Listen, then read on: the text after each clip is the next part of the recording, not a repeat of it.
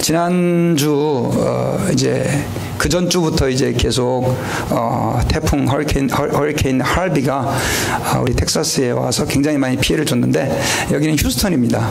그래서 저는 이제 지난주에 쿠퍼스크리티하고 뭐 샌안토니오를 거쳐서 그냥 이제 태풍이 죽는 줄 알았더니 얘가 아주 그 휴스턴 쪽으로 다시 이제 돌아와서 그 루이지애나 쪽으로 가면서 지금 한 30명 넘게 지금 죽었어요. 많은 사람들이 죽었는데 휴스턴에 엄청난 물폭탄을 부었는데 미국 역사상 가장 많은 비가 쏟아졌어요. 그러니까 그 비를 측량한 그래서 1.25m 그러니까 정도로 많은 비가 쏟아져 가지고 휴스턴이 뭐 다 물바다가 됐습니다. 달라스도 이걸로 인해 가지고요 지난주에 큰 후유증이 있었죠. 지난 갑자기 목요일날 제가 목사님들하고 성경 공부를 하는데 기름을 채워야 됩니다. 휴스턴 정유소가 문을 닫아 가지고 난립니다. 그래 가지고 저도 그냥 오후에 기름 넣으러 갔다가요 진짜로 차 2대 기름을 넣는데 2시간 걸렸어요. 2시간.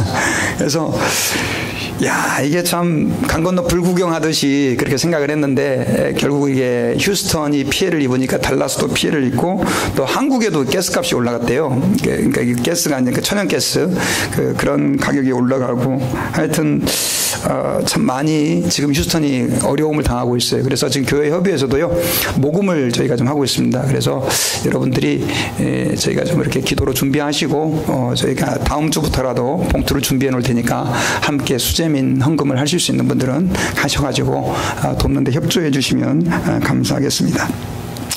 근데 여러분 제가 이런 어떤 사건들을 겪으면서 특별히 이번 태풍 할비를 보면서 이 마치 이 태풍이 꼭 이렇게 마귀하고 약간 속성이 좀 비슷하다는 생각을 했습니다. 이 마귀가요 와가지고 처음에는 사람을 참 괴롭게 하고 힘들게 하는데 그냥 쉽게 잘 도망가지는 않는 거죠.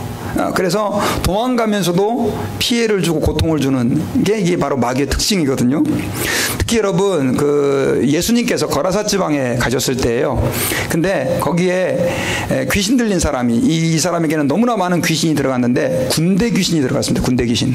그래가지고 나중에는 이제 예수님에게 찾아가가지고 나를 멸하러 왔습니까? 그러면서 예수님께서 당장 나오라 그러니까 그 귀신들이 나를 돼지떼에게 들어가게 허락해달라고 그렇게 부탁을 해요. 그런데 예수님께서 그 부탁을 들어줬어요. 그랬더니 그 사람 안에 있는 그 귀신들이 나가가지고 돼지떼에게로 들어가는데 돼지가 자그마치 3,000마리가 있었거든요. 근데 그 3,000마리가 귀신이 들어가니까 꽥꽥 소리를 지르면서 다 물에 뛰어 들어갑니다. 근데 이 사건으로 인해 가지고 귀신이 나가면서도 예수님의 사역에 지장을 많이 받았어요. 왜냐하면 거라사 지방에 전도하려고 예수님이 가셨는데 사람들이 이걸 보고 아 예수님 정말 저분은 특별한 능력을 가지신 하나님의 아들입니다 하면서 주님께 나와서 경배하고 예수 그리스도를 믿었나요? 아니죠. 저 이상한 사람 왔어. 그래가지고 예수님에게 뭐라고 그랬습니까? 나가주세요 이 지방에서. 그렇게 얘기하는 거예요. 여러분 저는 마귀가 머리가 얼마나 좋은지 모르겠지만 아마 혹시 돼지떼기로 들어가게 하면서 그래서 돼지를 이렇게 만들므로 오히려 예수님의 사역을 망쳐버려야 되겠다 그런 생각을 하지 않았나 모르겠어요. 아주 끈질긴 놈이 바로 마귀입니다. 근데 예수님은 하나님은 또 마귀보다 더 위에 있죠.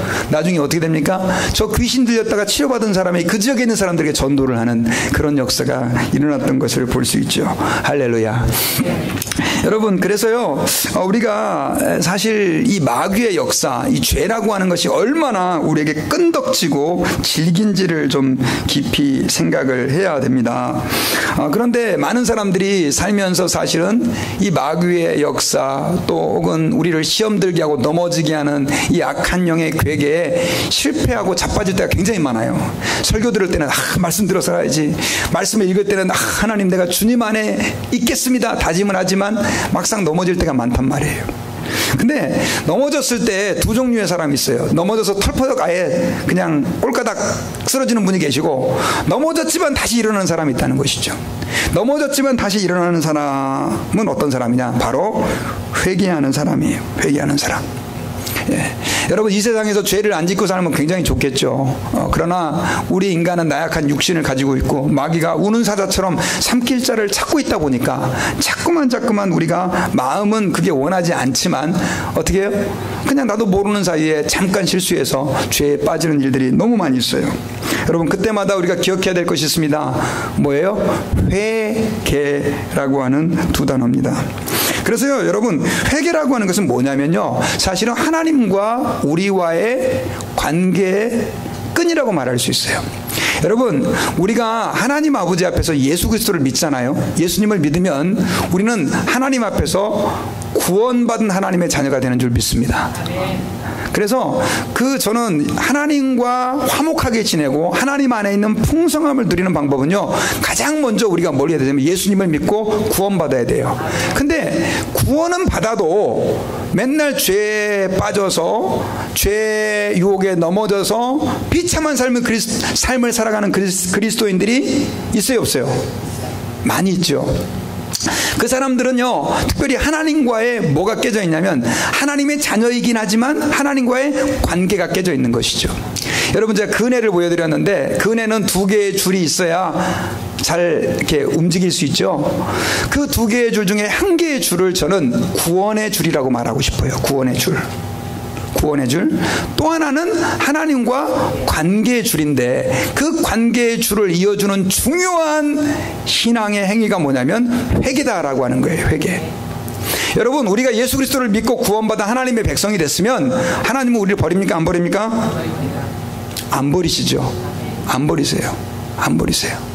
근데 여러분, 하나님이 안 버리시지만 스스로 하나님과 끊어져 있는, 마치 그네 줄이 하나 끊어져 가지고 그렇게 있는 사람처럼 그렇게 신앙생활하는 사람들이 많이 있다는 것이죠. 그래서 이 시간에 특별히 회개를 통해서 어떻게 우리와 하나님과의 관계가 회복될 수 있는지를 우리가 말씀을 통해서 좀 알기를 원해요. 여러분, 예수님께서는 회개의 중요성을 주기도문에서 가르쳐 주셨어요. 우리가 우리에게 잘못한 사람을 용서하여 준 것 같이 우리의 뭐를 사하여 주시고 죄를 용서하여 주시고. 여러분, 우리는 하나님 앞에서 매일매일 뭐 해야 됩니까? 회개함으로 나아갈 때 비로소 하나님과의 관계가 회복된다는 사실을 기억해야 됩니다. 자, 그렇다고 한다면 회개는 어떻게 하는 걸까요? 회개는 어떻게 해야 되는 걸까요? 우리는 회개해야 된다는 얘기를 너무 많이 들었지만 구체적으로 어떻게 회개해야 되는지를 잘 모르는 사람들이 많아요. 여러분, 특별히 오늘 이 누가복음 15장은 예수님께서 돌아온 탕자, 돌아온 둘째 아들의 회개에 대해서 얘기해주고 있거든요.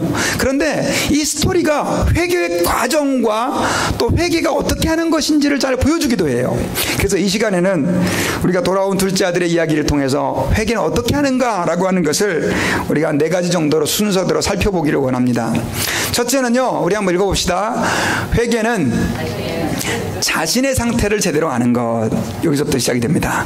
자, 회개는 어디서부터 시작이 된다고요? 자신의 상태를 제대로 아는 데서부터 회개가 시작이 돼요. 자, 집을 나간 둘째 아들이 허랑방탕하게 돈을 다 탕진해버리고 거지가 됐어요. 그래서 돼지를 기르는 그 집에 가가지고 자기가 몸종이 돼가지고 돼지를 기르는데 문제는 먹을 것도 없는 거예요. 그래서 돼지가 먹는 쥐엄 열매를 먹으려고 했는데 그 열매마저도 주는 사람이 없어가지고 이 둘째 아들이 거기에서 비참함을 느끼죠. 비참함을. 특별히 여러분 15절은 그 고백입니다. 이에 스스로 돌이켜 이르되 내 아버지에게는 양식이 풍족한 품꾼이 얼마나 많은가. 나는 여기서 줄여 죽는구나. 이렇게 얘기를 하죠. 자, 여러분, 둘째 아들은 그러한 비참한 상태, 사실은 둘째 아들이 언제부터 비참한 상태에 빠졌다고 말할 수 있죠? 저는 이렇게 생각해요. 아버지 품을 떠나가는 그 순간부터 둘째 아들은 비참해진 거예요. 그리고 사실은 그가 술과 여자와 향락에 자기의 모든 것들을 다 맡길 때도 그는 비참한 상태에 있었지만 사실 깨달지 못한 겁니다. 깨달지 못하다가 언제 깨달아진 거예요? 다 털리니까. 이제 완전히 거지가 되고 먹을 것조차 없으니까 그가 이제 어떻게 내가 참 비참한 상태에 있구나 라고 하는 것들을 깨닫는데, 그가 하는 그 내용을 이렇게 고백을 보면 이에 스스로 돌이켜 이르되 내 아버지에게는 양식이 풍족한 품꾼이 얼마나 많은가. 나는 여기서, 그러니까 자기 아버지 집에 일꾼보다도 내가 지금 더 못한 처지에 떨어져 버렸다라고 하는 것을 그가 어떻게 된 겁니까? 느끼게 된 것이죠. 여러분, 이런 관점에서 볼 때 우리가 하나님 앞에서 회개한다라고 하는 것은 뭐냐면, 우리가 하나님과의 관계가 끊어졌을 때, 특별히 하나님 바깥에 있을 때 우리의 상태가 얼마나 비참한지를 깨닫는 것부터 뭐가 시작이 된다는 거예요? 회개가 시작이 된다라고 하는 것입니다. 특별히 여러분, 오늘 이 둘째 아들이 이에 스스로 돌이켜 이르되 이렇게 말하고 있죠. 스스로 돌이켜 이르되라고 하는 말은 이 원어를 보면요, 자신에게로 돌아오다, 그런 뜻이에요. 그러니까는 이렇게 해석을 할 수 있죠. 둘째 아들이 이에 자신에게로 돌아가면서 말하되 내 아버지에게는 양식이 풍족한 품꾼이 얼마나 많은가. 이 둘째 아들이 자신에게로 돌아갔다, 이런 표현을 사용하고 있어요. 이걸 갖다 우리 한글 성경에는 스스로 돌이켜 이렇게 번역을 했는데, 여러분, 우리가 하나님의 품을 떠나버리고요 죄에 빠졌다라고 하는 것은 뭘 의미하냐면요, 자기 자신마저도 잃어버렸다는 뜻이에요. 여러분, 우리가 하나님 앞에서 범죄할 때예요, 사실은 그 영혼이 정말 말 그대로 비참한 지경에 떨어져 있는 것이고, 말 그대로 그 영혼이 처절한 상황 가운데 던져져 있는 것이라고 말할 수 있는데, 문제는 다른 사람이 알아도 내가 모를 때가 있어요. 내가 모를 때가. 내가 모를 때 그 영혼이 회개할 수 있습니까? 없습니까? 절대로 회개할 수가 없죠. 여러분, 그래서 우리 예수 믿는 사람들은요, 항상 하나님 아버지 앞에서 주님, 내가 얼마나 죄를 짓고 있는지를 알게 해주십시오, 하나님 내가 영적으로 죄에 대해서 민감하게 해주십시오 라고 기도를 늘 해야 돼요. 우리 서정호 목사님 앞에 계신데 기도하실 때마다 늘 그 기도를 한참 하신다잖아요. 30분 1시간씩. 하나님, 내가 하나님 앞에 범죄한 걸 좀 깨닫게 해주세요. 여러분, 하나님 앞에 우리가 먼저 뭔가를 구하기 전에, 주님, 나 지금 돈이 필요해요, 하나님 지금 나 지금 이 문제가 지금 해결이 돼야 돼, 지금 비즈니스가 잘 돼야 돼요, 그걸 구하기 전에 우리는 먼저 하나님 앞에서 뭘 기도해야 됩니까? 하나님, 내가 지금 얼마나 비참한 처지에 있는지를 알게 해주십시오. 둘째 아들이 어떻게 해요? 자기 자신에게 돌아오는 것처럼 우리가 우리 자신을 어떻게 할 줄 알아야 됩니까? 볼 줄 알아야 된다는 거예요. 근데 너무나 많은 사람들이 자기 자신을 잘 못 보는 거예요. 회개할 사람이 마치 다른 사람인 것처럼 손가락질하고, 바리새인들이 바로 그랬잖아요. 사실은 하나님 앞에 회개해야 될 사람들은 세리와 죄인들이기도 했지만 누가 회개해야 했었습니까? 바리새인들이 회개해야 됐는데, 바리새인들은 자기 자신을 볼 줄 모르는 거예요. 오히려 세리와 죄인들은 자기 자신을 보고 죄인인 걸 알았다는 거예요. 여러분, 제가 동영상을 보여드리려고 그랬는데, 예, 안 봐도 돼요. 이게 지금 다른 사진을 냈는데 이게 옛날 거가 올려갔어요. 예, 이거 아니에요. 예, 하여튼 지금 이게 이 뉴스가 무슨 뉴스냐면요, 그저 3일 전에 했던 뉴스입니다. 미국에서 있었던 일인데, 그 경찰관이 백인 경찰관이 이제 어떤 차가 이렇게 앞에 단속을 하고 있는데, 앞에 차가 비틀비틀하면서 가는 거예요. 그래서 이 경찰관이 어떻게 합니까? 쫓아갔죠. 그래서 차를 세웠어요. 그때 봤더니 여자가 술을 먹고 운전을 한 거예요. 근데 이제 이 여자가 술을 먹고 운전하면서 뭐라고 얘기를 했냐면, 자기가 너무 지금 무섭다고, 하도 그 경찰들이 폭력적인 그 사람을 죽이고 하는 걸 많이 봐가지고 내가 지금 굉장히 무섭다는 식으로 이렇게 얘기를 했나 보더라고요. 그랬을 때 그 경찰이 이렇게 얘기를 했어요. 두려워할 필요가 없습니다. 당신은 흑인이 아니잖아요. 우리는 흑인만 죽입니다. 그 얘기를 한 거예요. 근데 여러분 아시잖아요. 경찰차 뒤에는 그걸 다 장면을 지금 이게 지금 영상을 잠깐 보여줄 수 있나요? 클릭하면 플레이 될 것 같은데.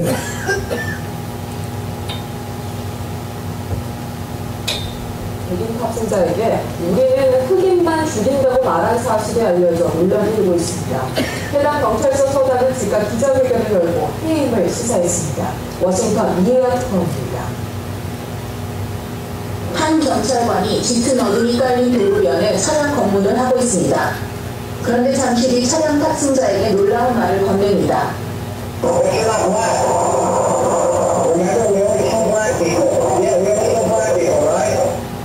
지난해 7월 미국 남부 조지아주 콕 카운티 대전 네. 경찰관 그레그 에버시 네, 됐습니다. 그 차량을 검문하던 중 백인 여성에게 예.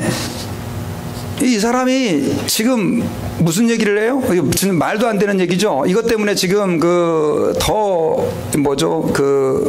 인종차별주의에 대한 그 반대하는 그 데모가 지금 일어나고 있는데 더 거기에 기름을 붓는 것 같은 말도 안 되는 얘기를 했어요. 그래서 이제 결국은 이 사람이 해임될 것 같아요. 해임될 것 같은데 여러분 지금도 이 미국 안에는요 그 백인 우월주의자들이 상당히 많이 있습니다. 그리고 자기들이 뭔가 이렇게 더 나은 사람처럼 그래가지고 실제로 지금 이렇게 뭐 요즘에 트럼프가 대통령이 되고 나서 그 백인 우월자들 그 가운데가 그 컨페더러시라 그래서 남부 연합 그 깃발이 백인 우월주의자들의 상징이라고 볼 수 있는데 하여튼 뭐 나치부터 마찬가지고 이런 운동들이 굉장히 많이 일어나는 사람들이 있는데 이 사람들은 뭐냐면 백인은 더 우월한 인종이다 이런 식으로 생각을 하는 거예요.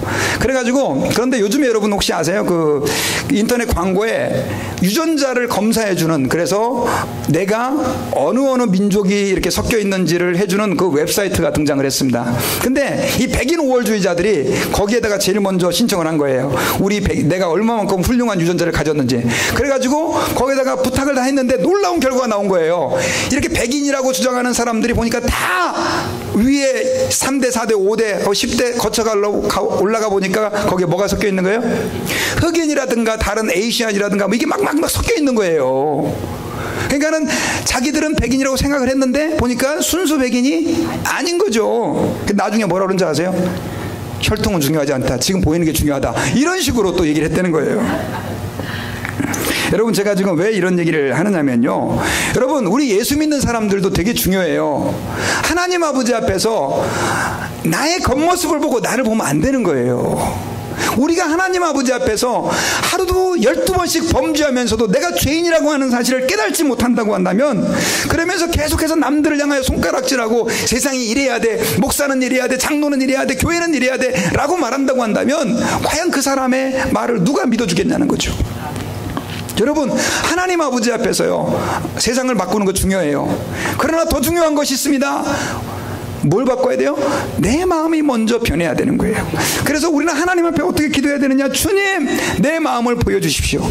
오늘 둘째 아들이 그렇게 비참한 지경에서 자기가 스스로 돌이켜 내 아버지 집에는 나보다 더 나은 품꾼들이 많았다라고 고백한 것처럼 하나님 아버지 내가 하나님 앞에 범죄함으로 얼마나 심각한 상태에 놓여 있는지를 알게 해주십시오. 그 기도를 해야 돼요. 믿습니까? 두 번째 단계는요 마음의 결단이에요. 마음의 결단. 여러분 마음의 결단. 자 우리 18절을 한번 같이 읽어봅시다. 시작. 내가 일어나 아버지께 가서 이르기를 아버지 내가 하늘과 아버지께 죄를 지었사오니. 자 이 둘째 아들이요 그렇게 비참한 자신의 상태를 깨닫고 나서 그 다음에 두 번째로 행한 게 뭐냐면 마음의 결정이에요. 어떤 마음의 결정이에요? 내가 아버지께로 돌아가서 잘못했다고 회개해야 되겠다라고 결단을 하는 거예요. 여러분 회개의 두 번째 단계는 이겁니다. 마음의 결정입니다. 자, 여러분 많은 사람들이 자기가 잘못해서 이렇게 뭐 끊지 못하는 습관이 있어요. 예를 들면은 담배 피우는 분들 우리 교회도 계시나요? 예. 근데 담배 끊고 싶죠. 근데 여러분 이게 담배가 사실 마약보다도 끊기가 힘들대요. 그러니까 담배 못 끊는 사람들 너무 정죄하면 안 돼요. 저는 담배 피우시더라도 예수님께로 오셔야 돼요. 아멘. 예. 어떤 분들은 담배 자기를 못 끊어서 교회 못 다니겠다고 하는 분이 계신데 아닙니다. 담배 피더라도 오세요. 교회 안에서만 안 피우면 돼요. 자, 근데 이 담배를 피우는 분들이 끊고 싶어 한단 말이에요. 근데 이게 잘 안 끊어지는 거예요. 근데 여러분 담배를 끊으려고 해서 성공한 분들이 계시죠. 근데 성공한 분들의 간증을 대부분 들어보면은요 어느 날 갑자기 교회에 나와서 예수를 믿는 순간 담배가 피기 싫어졌습니다. 다 그렇게 말하는 사람이 한 사람도 없었어요. 교회에 나와서 예수 믿고 하나님 은혜를 받고 보니까 내가 담배 피는 게 덕이 안 돼. 아유, 내가 교회 집사고 내가 교회 직분자인데 이게 담배 피고 있으면 세상 사람들이 얼마나 손가락질 하겠어, 교회 욕하겠어, 이런 마음 먹으면서 하나님 앞에 기도를 하는 거예요. 하나님, 내가 좀 담배를 끊을 수 있게 해주십시오. 그리고 몇 번 다짐을 하는 거예요. 물론 실패하지만 아주 그냥 손가락 걸고 내가 담배를 절대 안 피우리라 하는데 뭐예요? 작심삼일. 그래서 어떤 분은 막 침도 맞아보고 약도 막 노력을 많이 하죠. 근데 어느 순간인가 하나님께서 그분에게 은혜를 주셔가지고 담배를 끊게 해주시는 뭐 그런 간증들을 많이 하시더라고요. 여러분, 여기서 중요한 게 세상적인 잘못된 습관도 끊으려면 먼저 뭘 해야 되냐면 마음의 생각만 갖고 안 되고 마음의 결정을 해야 되는 거예요. 결정. 자, 여러분이 반복되는 죄의 습관이 있어요. 예? 계속해서 어떤 사람은, 이 사람은 평생의 습관이 남들 험담하는 거. 앉았다 그러면 남들 욕하는 분들이 계시거든요. 우리 교회는 안 계시지만 아주 나쁜 습관이죠. 근데 자기도 모르는 사이에 그렇게 튀어나오는 거예요. 그러니까 남들 욕할 때 마음의 기쁨과 평강이 막 흘러넘치고. 죄죠. 어떻게 그걸 끊느냐? 하나님 앞에서 결단을 해야 돼요. 어떻게요? 마음으로, 하나님, 저는 다시는 이런 행동을 하지 않겠습니다. 마음으로 결단하는 거예요. 마음으로 결단해도 안 되는데 마음으로 확고하게 결단하지 않으면 하나님이 역사하실 수가 없다는 거예요. 여러분, 도박도 마찬가지고 우리가 이 세상에서 그 경험하는 많은 잘못된 행동들 있잖아요. 하나님 아버지 앞에서 여러분 기도하면서 먼저 뭘 해야 되느냐? 마음으로 결단해야 된다라고 하는 사실을 기억해야 됩니다. 특별히 여러분, 사도 바울 같은 경우는요, 이렇게 고백을 했습니다. 같이 한번 읽어봅시다. 시작. 내가 행하는 것을 내가 알지 못하노니 곧 내가 원하는 것은 행하지 아니하고 도리어 미워하는 것을 행함이라. 자, 사도 바울은 내가 행하는 것을 알지 못하나니 내가 원하는 것은 행하지 아니하고 도리어 사도 바울은 여기서 자신의 나약함을 고백하고 있어요. 근데 여기서 우리가 한 가지 기억해야 될 것이 있어요. 그는 철저하게 마음으로 죄를 어떻게 하고 있어요? 미워하고 싫어하고 있다는 거예요.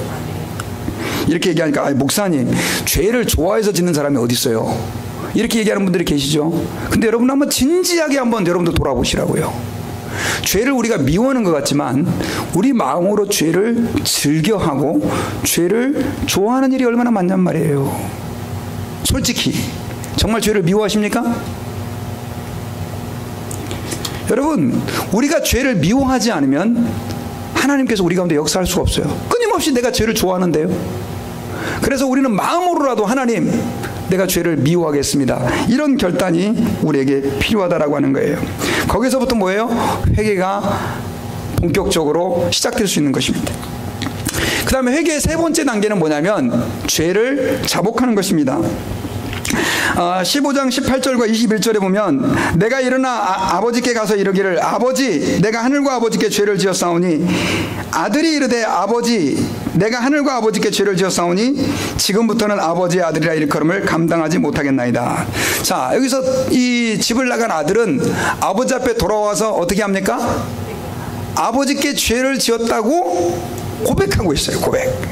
여러분, 죄를 우리가 회개할 때 고백이라는 게 굉장히 중요합니다. 하나님은 다 아시죠. 내 마음과 생각과 내 심장과 폐부까지 꿰뚫어 보시 아시죠. 이것만 하고 있으면 안 되는 거예요. 우리는 하나님께 회개할 때 어떻게 해야 됩니까? 하나님 앞에서 내가 범죄한 것들을 자백하고 자복하는 그런 어떤 그 기도가 필요한 거죠. 마치 둘째 아들이 아버지 앞에 가가지고 아버지, 내가 하늘과 아버지께 죄를 지었습니다 라고 말하는 것처럼 말입니다. 그래서 여러분, 기도할 때마다요, 하나님, 제가 죄를 회개합니다, 잘못됐습니다, 그렇게 하시면 안 되고 어떻게 됩니까? 구체적으로 여러분들이 하나님 앞에서 범죄한 것 하나님 앞에 낱낱이 다 어떻게 하는 겁니까? 아뢰어야 된다라고 하는 사실을 기억하시기 바랍니다. 근데 여기서 한 가지 굉장히 중요한 게 있어요. 이게 옛날 버전인 것 같아요. 목사님, 파워포인트가 업데이트를 했는데 좀 이렇게 글씨가 잘 안 보이죠. 하여튼 오늘 그냥 하겠습니다. 자, 여기서 저희들이 기억해야 될 것이 있는데, 근데 이 아들이 아버지께 고백하면서 뭐라고 고백하냐면요, 아버지, 내가 누구와 누구에게 죄를 졌다고 얘기하고 있습니까? 하늘과 아버지께. 자, 이 둘째 아들은 원래 누구한테 죄를 졌어요? 하늘에 죄를 졌나요? 여러분, 21절에도 그렇게 얘기하고 있죠. 아들이 이르되 아버지, 내가 하늘과 아버지께 죄를 지었사오니, 이렇게 얘기하고 있어요. 이 아들은 사실은 아버지께만 죄를 진 거예요. 그런데 하늘과 아버지께 죄를 지었다라고 얘기하는 이유가 있어요. 여러분, 특별히 이 하늘과 아버지께 죄를 지었다라고 하는 것은 원문을 보면 하늘을 대적하여 그리고 당신 앞에서 죄를 지었습니다, 이렇게 해석할 수가 있거든요. 하늘을 대적하여 그리고 당신 앞에서 죄를 지었습니다, 이렇게 번역할 수 있는데, 하늘을 대적했다라고 하는 말은요, 여러분, 이 유대인들은 우리 한국 사람하고 정서가 굉장히 비슷해요. 하늘 앞에서 부끄럽지 않느냐 이러면 무슨 말입니까? 이게 하나님 앞에서 부끄럽지 않느냐. 우리 한국 사람들은 하늘을 하나님이라고 생각하는 경향들이 있죠. 특별히 유대인들은요, 하나님을 함부로 부르지 않았어요. 함부로 부르지 않았기 때문에 하나님을 하늘이라고도 불렀단 말이에요. 그러니까 하늘과 아버지 앞에 죄를 지었다는 얘기는 누구한테 죄를 지었다는 얘기입니까? 하나님과 아버지 앞에 죄를 지었다는 얘기예요. 그래서 여러분, 우리가 하나님께 우리의 죄를 자복할 때, 회개할 때요, 기억해야 될 두 가지가 있어요. 특별히 뭐냐면, 여러분들이 우리가 짓는 모든 죄는 사실은 다 누구에게 범죄하는 겁니까? 하나님에게 죄를 짓는 거예요. 자, 아들은 아버지에게 죄를 졌죠. 그러나 그것은 누구에게 죄를 짓는 것이었습니까? 하나님에게 죄를 짓는 것이었어요. 특별히 여러분, 부모님들이 자녀들에게 죄를 짓잖아요. 만약에 그러면 자녀들에게만 죄를 짓는 게 아닙니다. 누구에게 죄를 짓는 겁니까? 하나님에게 죄를 짓는 겁니다. 남편이 아내에게 죄를 지어요. 남편이 아내에게 막 욕을 해대고 막 폭력을 행사해요. 누구에게 죄를 짓는 겁니까? 하나님에게 죄를 짓는 거예요. 아내가 남편에게 잘못했어요. 누구에게 죄를 짓는 겁니까? 하나님에게 죄를 짓는 거예요. 여러분, 우리 예수 믿는 사람들은요, 우리가 행하는 모든 죄가 다 누구에게 범죄하는 거예요? 하나님에게. 아, 그럼 목사님, 그건 사람한테는 죄 짓는 게 아닌가요? 아니죠. 이 아들은 뭐라고 얘기를 했냐면, 하늘과 아버지께. 우리는 죄를 지을 때 그래서요, 두 번 죄를 짓는 거예요. 사람에게 죄를 지을 뿐만 아니라 또한 누구에게 죄를 짓는 거예요? 하나님에게 죄를 짓는 거예요. 그래서 우리의 자백도 회개도 어떻게 되느냐? 두 가지가 병행이 돼야 돼요. 옛날에는 우리가 죄 짓는 게 다 하나님께로 죄 짓는 거니까 하나님께만 용서를 빌면 된다고 생각하는 교인들이 있었어요. 아니에요. 잘못된 거예요. 우리는 죄를 지을 때 하나님과 사람 앞에 죄를 짓는다면 당연히 하나님 회개할 때도 두 가지를 다 병행해야 돼요. 누구에게? 하나님께도 회개하고 어떻게 해요? 사람에게도 회개해야 되는 거예요. 그래서 마태복음 5장에서 너희가 하나님께 나와 예배를 드리다가 제사를 드리다가 혹시나 형제에게 잘못한 일이 생각나거든 어떻게 하라고 그랬습니까? 하나님께만, 그건 다 하나님이 다 알아서 처리해 주니까 하나님께만 회개하라고 돼 있나요? 아니죠.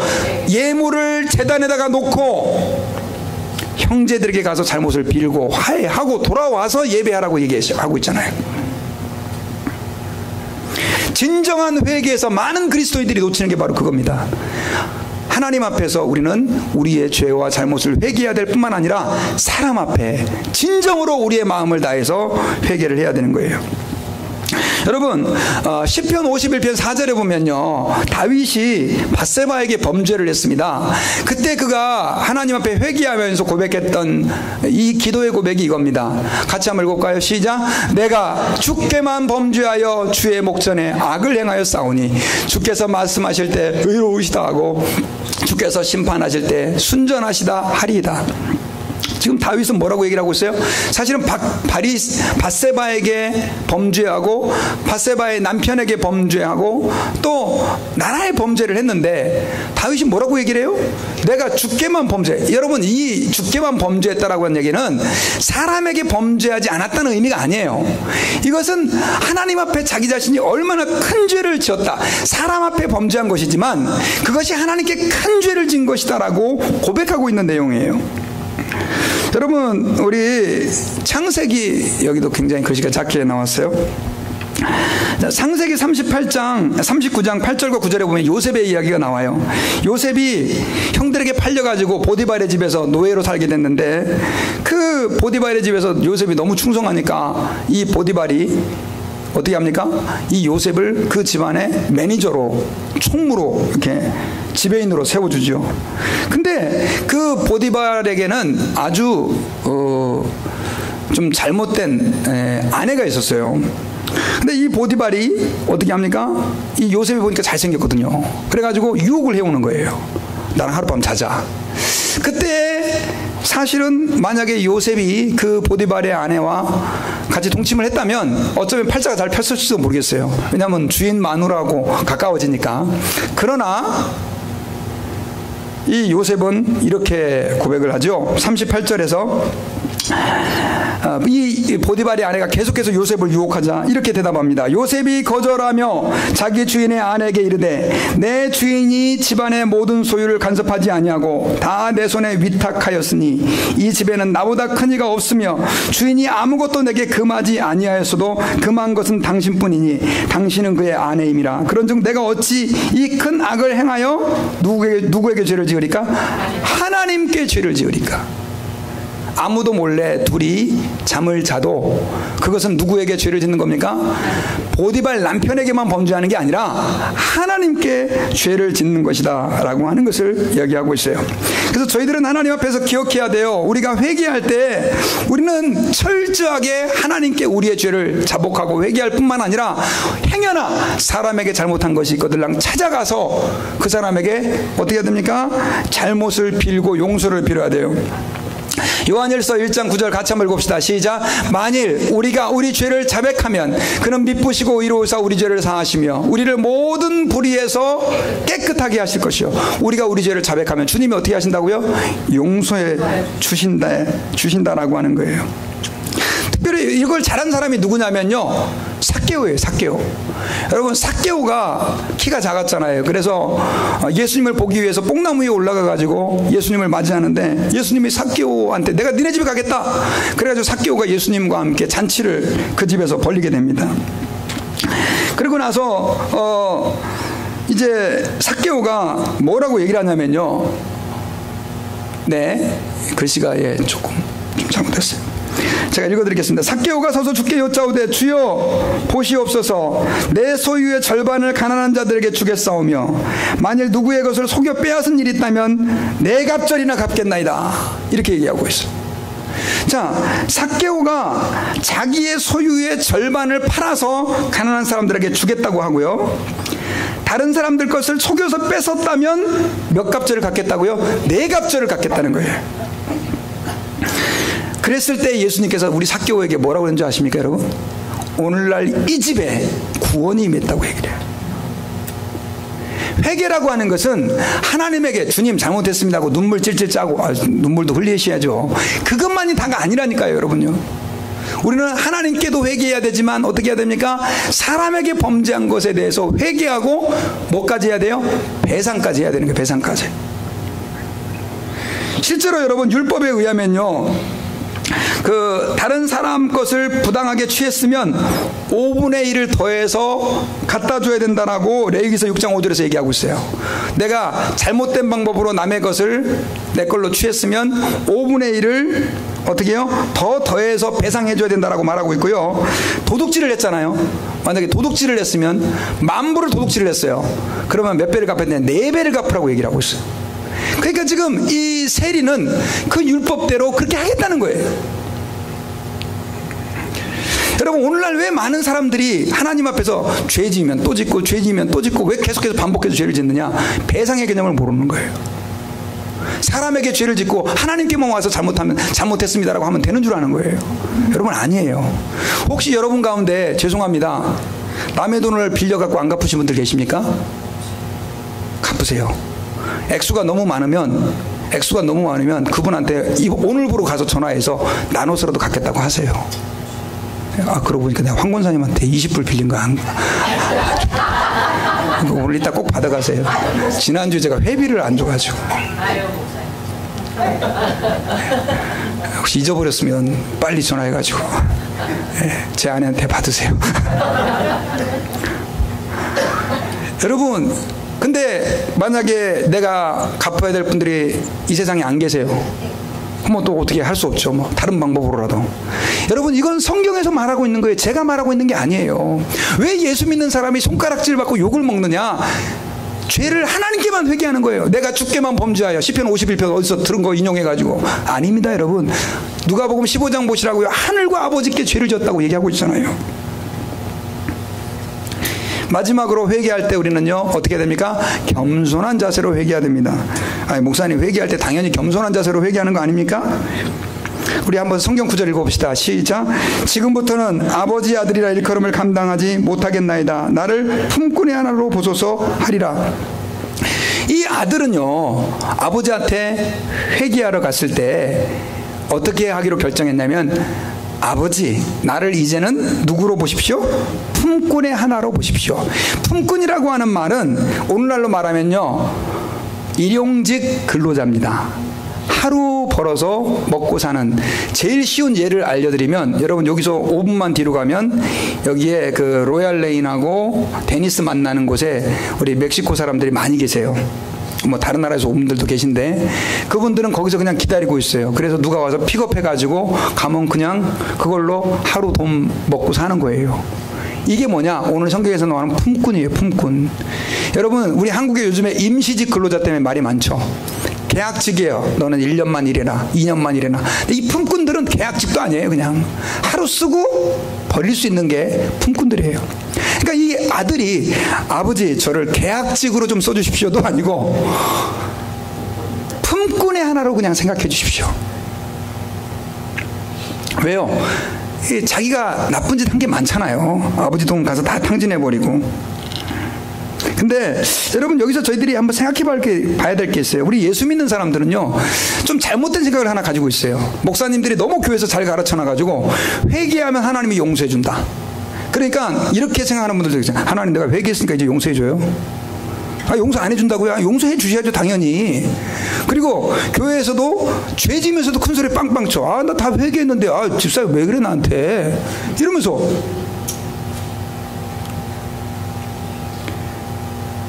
여러분, 그거 아니죠. 하나님이 우리에게, 아버지는 그 둘째 아들을 가락지를 끼워주고 좋은 신발을 신겨주고 옷을 입혀주고 송아지를 잡아줬어도 그 아이는 여전히 자기를 품꾼의 하나로 생각하면서 사는 거예요. 그래요, 안 그래요? 여러분, 예수 믿는 사람들은요, 그런 사람들이에요.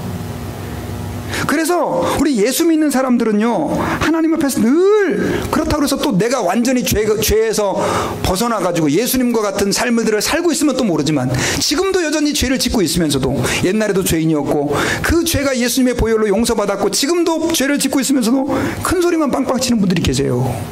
자기는 마치 의로운 사람인 것처럼. 죄송합니다. 그런 분들 예수 안 믿는 사람일 확률이 높아요. 진정으로 하나님께 회개한 사람은 주님 앞에 어떤 마음을 가지고 있어요? 겸손한 마음을 가지고 있어요.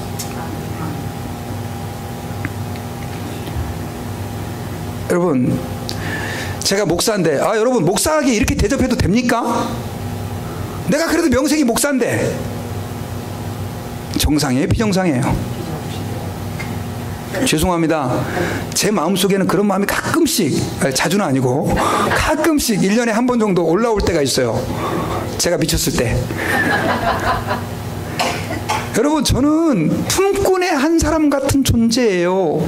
나는 돌아보면 온통 죄의 흔적 투성이고, 근데 어쩌다가 하나님이 저를 불러갖고 신학 공부시켜서 목사를 세워가지고 강대상 앞에서 여러분들에게 설교할 수 있는 은혜를 주셔가지고 그냥 이렇게 살아있을 뿐인 거예요. 이게 정확한 저에 대한 인식이에요. 아닙니까, 여러분? 아, 목사님 너무 겸손한 소리 하지 마세요. 죄송한데 여러분들은 어떠신가요, 그럼요? 제가 볼 때는 저하고 다 비슷하신 것 같아. 교회에서 큰 소리 칠 수가 없어요. 근데 어떤 분들은요, 자기가 직분 하나 걸쳤다고 교회에서 큰 소리 빵빵 쳐요. 돌아온 탕자가 막 울고 막 그러더니 그 다음 날부터는 아버지 도장 갖고 지 마음대로 가가지고 자기가 주인인 것처럼 막 그렇게 한번 해보세요. 말이 돼요? 야, 너 나가. 몽둥이도 쫓아낼 것 같아. 한번 생각해 보세요, 여러분. 정말 너무나 이렇게 길을 가는데 아무것도 없이 너무나 불쌍한 사람이 있어요. 홈리스가. 그래가지고 그 사람을 집에 데려와가지고 잠자리도 깨끗하게 제공해주고 목욕도 시켜주고 밥도 이렇게 저녁을 정성껏 준비했고 차려줬는데 밥을 먹을 때 아니 반찬이 이게 뭐예요 지금? 이거 왜 이렇게 짜고? 아니 뭐 집에 돈도 없어요? 고기 반찬이 하나도 없네? 컴플레인해요. 여러분 같으면 어떻게 하시겠어요? 예? 저 같으면 당장 쫓아내요. 제가 그런 일이 있었어요. 미국 온 지 얼마 안 됐을 때 오갈 데 없다 그래 저희 집에 데려놨더니 저희 집에서 완전 대장 행세를 하려고 그래가지고 나가시라고 그랬어 제가. 여러분 우리의 처지는 돌아온 탕자예요. 우리 옆에 있는 분들에게 당신은 돌아온 탕자입니다. 잊지 마세요. 한번 경고 한번 해주세요.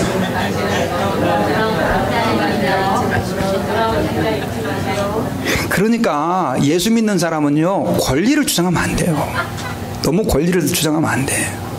교회는요 목사의 권리도 장로의 권리도 물론 세워는 줘야죠. 여러분들이. 그렇다고 또 여러분들이 또 이제 우리 교회는 뭐 그런 거 다 없으니까 막조 무시하고 장로님 무시하고 그러면 또 안 되죠.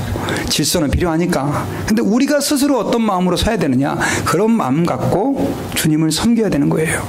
그렇게 섬기다 보면 주님이 기뻐하세요. 자, 저는 이제 말씀의 결론을 맺겠습니다. 여러분, 회개의 4가지 단계를 말씀드렸어요. 첫째는 어떻게 해야 되느냐, 우리가 하나님 앞에서 죄를 지었을 때 얼마나 우리가 비참한 존재인지를 알아야 돼요. 그리고 마음으로 결정을 해야 돼요. 그 죄를 끊겠다고, 하나님 끊어달라고. 세 번째로는 죄를 하나님과 사람 앞에 고백해야 돼요. 그게 회개의 3번째 단계예요. 마지막 4번째, 절대로 교만한 마음을 품으면 안 돼요. 회개할 때 용서해 주시는 것을 당연하게 생각하면 안 돼요. 하나님은 용서해 주세요. 그러나 늘 우리는 하나님 앞에서 부끄러운 마음 갖고 겸손한 마음 갖고 주 앞에 나아가는 거예요. 그것이 진정한 회개예요. 여러분들, 우리 예수 믿는 사람들, 저도 마찬가지. 저도 오늘 아침에도 저는 또 지금 제가 준비한 말씀 가지고 하나님께 제 죄를 자복하고 하나님께 또 이렇게 나아갔어요. 여러분, 우리가 하나님께 그런 마음 갖고 하루에 12번이라도 회개하고 이런 마음 갖고 살 때 주님께서는 우리의 삶을 통해서 영광 받으시고 많은 사람들을 주 앞으로 이끄실 줄 믿습니다. 제가 여러분 오늘 말씀을 준비할 때 생각났던 찬양이 하나 있었어요. 그 찬양이 뭐냐면 주의 보좌로 나아갈 때라고 하는 찬양이에요. 우리 찬양팀 나오는 동안 제가 그 가사를 좀 여러분들에게 한번 읽어드릴게요. 주의 보좌로 나아갈 때 어떻게 나가야 할까? 나를 구원한 주의 십자가, 그것을 믿으며 가네. 주의 보좌로 나아갈 때 여전히 부족하나 나를 품으신 주의 그 사랑, 그것을 믿으며 가네. 그 다음에 자격이 없는 내 힘이 아닌 오직 주의 보혈로. 자격이 없는 내 힘이 아니에요. 오직 예수님의 보혈로 우리가 그 앞에 나아가는 거예요. 여러분, 이 시간에 같이 한번 다 일어나셔가지고요, 우리 이 찬양 주의 보좌로 나아갈 때 오늘 말씀 생각하시면서 우리 하나님께 올려드리겠습니다.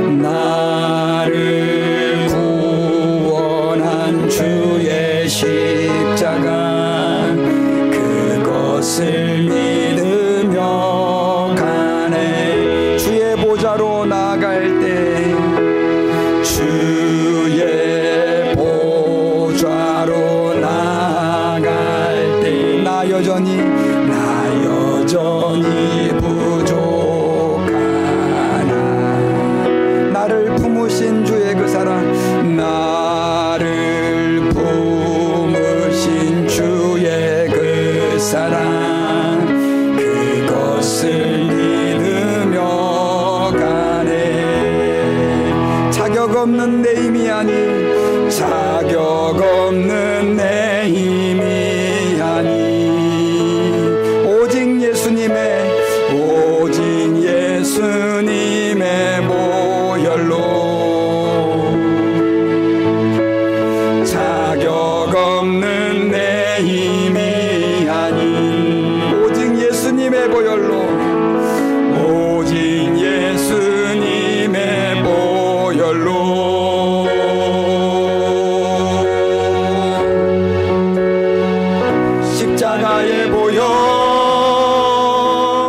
완전하신 사랑 힘입어 나갑니다.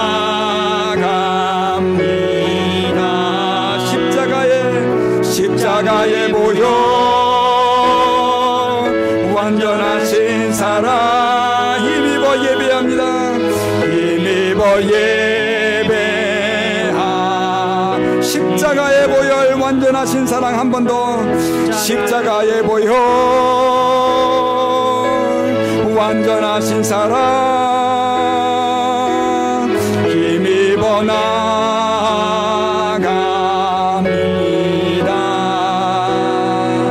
십자가에 모여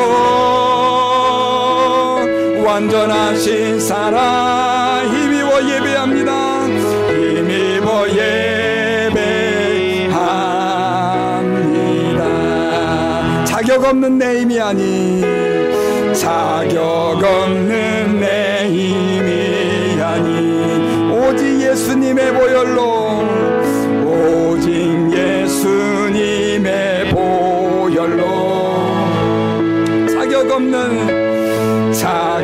없는 내 힘이 아니 오직 예수님의 보혈로 오직 예수님의 보혈로 십자가의 보혈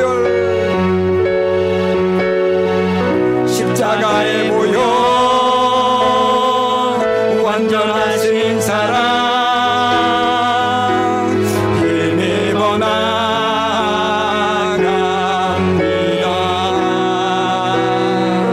십자가의 보혈 완전하신 사랑 힘입어 예배합니다. 우리 같이 시간에 한번 기도하실 때 하나님, 저희들이 하나님 앞에서 오늘 둘째 아들을 통해서 회개란 어떻게 하는 것인지, 어떠한 마음가짐으로 해야 하는 것인지 깨닫게 해주심을 감사합니다. 저희들 그동안 늘 회개한다고 했지만은 그저 마음의 뉘우침을 회개로 생각할 때가 많이 있었습니다. 오늘 이 시간 말씀 가운데서 다시 한번 우리가 어떻게 회개해야 하는지를 깨달았사오니 주님, 저희들이 연약할 때마다 하나님께 회개하며 돌아가게 해주시되 특별히 이 회개를 통하여 날마다 주님과의 관계가 회복되게 하시고 우리가 더 거룩해지게 하시며 하나님을 기쁘시게 하는 삶을 살아갈 수 있도록 역사해달라고 우리 기도합시다. 그리고 우리가 오늘 이 시간에 혹시 아직까지도 하나님 앞에서 우리가 회개하지 않은 죄가 있다면 하나님 앞에서 오늘 둘째 아들과 같은 마음으로 우리 하나님께 우리 같이 오늘 과정을 따라서 우리 고백하고 회개하는 기도를 하나님께 드리겠습니다. 우리 같이 한번 합심하여 통성으로 기도하겠습니다. 하나님 아버지 감사합니다. 저희들을 사랑해 주시고 오늘도 하나님 아버지 주의 은혜로 우리로 하여금 하나님 아버지 어떻게 우리가 회개하며 나아가야 되는지를 알게 해주신 것을 감사합니다. 주님, 저희들에게 역사하셔서 하나님 아버지와 정말로 둘째 아들과 같이 하나님 아버지 우리가 얼마나 범죄했을 때 비참한 상황에 떨어지는가를 알게 하시고 주님 앞에서 우리 자신을 돌이켜 주께로 향하게 역사해 주시기를 기도합니다. 행여나 하나님 아버지 우리가 범죄하고도 깨달지 못하는 일들이 너무 많이 있습니다. 하나님, 저희들의 영혼을 밝히셔서 우리가 하나님 앞에서 얼마나 심각한 죄인인가를 알게 해주시고 아버지의 주 앞으로 돌아갈 수 있게 역사해 주시되 우리의 죄를 자복할 수 있는 용기를 주시고 하나님 아버지 앞에 겸손한 마음으로 주님 앞에 설 수 있도록 은혜를 베풀어 주시기를 기도합니다. 하나님, 저희들 하나님 앞에 돌아가기를 원합니다. 하나님 앞에서 회복되기를 원합니다. 주여, 저희들 가운데 함께 해주시옵시고 하나님 앞에 주 앞에 회개하며 나아가오니 우리가 자백할 때, 우리가 회개할 때 우리를 모든 죄에서, 우리를 모든 불의에서 깨끗게 해주시는 하나님의 능력의 말씀을 믿고 예수님의 보혈로 의지하며 주 앞에 나아가오니 주님, 저희들을 받아주시고 새롭게 해주시고 성령으로 역사해 주시옵소서. 주님, 간절히 간구하고 기도합니다.